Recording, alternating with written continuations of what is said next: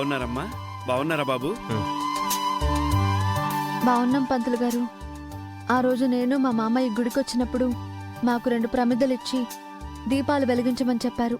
గుర్తుందమ్మా, మీ 2 దీపాలు తెల్లవారే వరకు వెలిగే కదా. వెలిగే పంతులు గారు. నేను మామ ఎంతో సంతోషించాము. ఆ రాత్రంతా తన 2 దీపాల గురించి చాలా టెన్షన్ పడింది పంతులు గారు. పోన్లే బాబు, శుభవార్త చెప్పారు. మీరు వెలిగించిన 2 దీపాల్లో ఏది కొండెక్కినా చాలా అరిష్టం జరిగేది.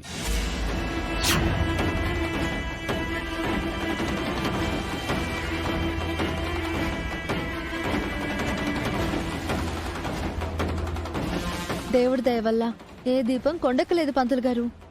అంతా బాగా జరిగింది. సంతోషంగా ఉంది. నిన్న ఈ గుళ్ళో పెళ్లి చేసుకుంది మీరే కదా? అవును పంతులు గారు, వీళ్ళు మా కొడుకు కోడలు.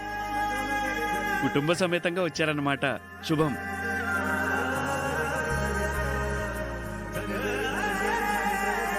ముందు మావయ్య అత్తయ్యల పేరు మీద, ఆ తర్వాత మా పేర్ల మీద అర్చన చేయించండి పంతులు గారు. మావయ్య గారి పేరు జనార్దన్, అత్తమ్మ పేరు సుమతి. సుమతి కాదు, విద్యాదేవి. అదే విద్యాదేవి. మా పేర్లు సీతారాం, వశిష్ఠ గోత్రం. గుర్తుందమ్మా?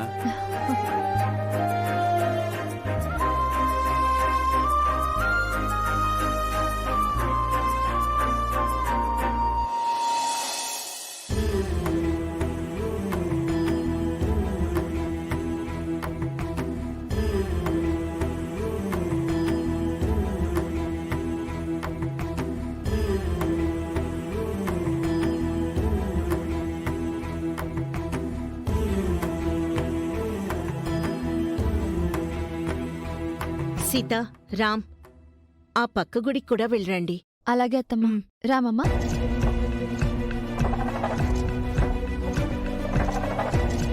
పంతులు గారితో మాట్లాడాలి, కానీ ఈయన ముందు ఎలా?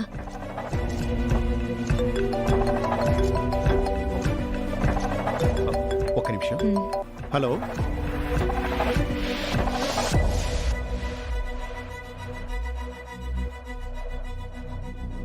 పంతులు గారు, ఒక్క నిమిషం. మీతో కాస్త మాట్లాడాలి. చెప్పండమ్మా.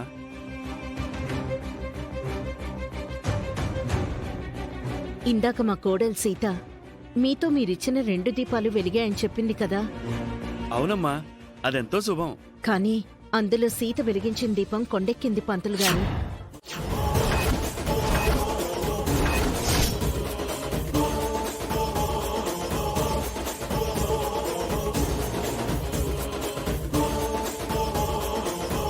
ఏంటమ్మా మీరు చెప్పేది? అవును పంతులు గారు, మధ్యరాత్రి సీత వెలిగించిన దీపం కొండెక్కింది. ఆ విషయం సీతకు తెలియదు.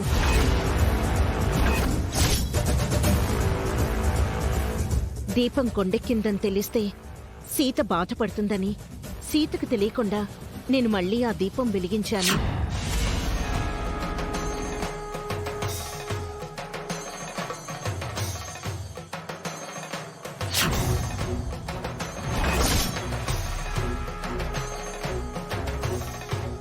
వాళ్లు వెలిగించిన 2 దీపాల్లో ఏ దీపం కొండెక్కినా వాళ్ల మధ్య గొడవలు వచ్చి విడిపోతారు అని మీరు చెప్పారట.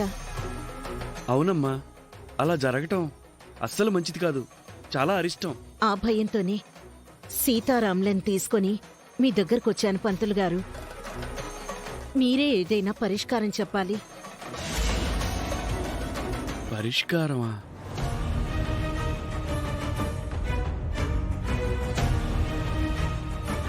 నమస్కారం పంతులు గారు. ఆ రోజు మీరు చెప్పింది నిజమైంది. నేను మా ఆవిడ వెలిగించిన దీపాలలో మా ఆవిడ వెలిగించిన దీపం కొండెక్కింది.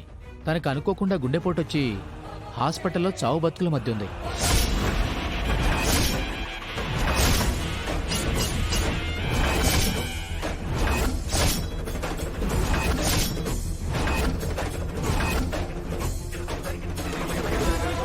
ఇప్పుడు ఏం చేయాలి పంతులు గారు? మీకు ప్రమిదలిచ్చి నెలపైనే అయింది. దీపం కొండెక్కిందని ఇప్పుడొచ్చి చెప్తున్నారా? అప్పుడే వచ్చి ఉంటే ఏదైనా పరిష్కారం దొరికేదేమో కదా. ఇప్పుడు దేవుణ్ణి తలుచుకోవడం తప్ప ఏమీ చేయలేదు. హలో ఏంటి వస్తున్నాడు మా ఆవిడ చనిపోయిందంట.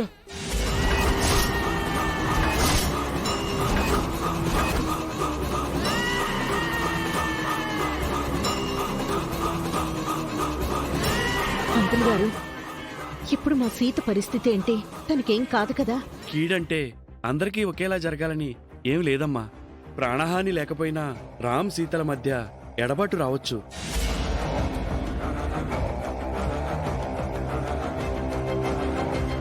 ఇద్దరి మధ్య గొడవలొచ్చి విడిపోవచ్చు. నేను ఈ విషయమే ఆ రోజు కూడా చెప్పి జాగ్రత్తగా ఉండమని చెప్పాను. దీనికి పరిష్కారం ఏంటి పంతులు గారు? మన వంతు మానవ ప్రయత్నమైతే చేద్దామమ్మా. ఆ పైన ఆ భగవంతుడి దయ.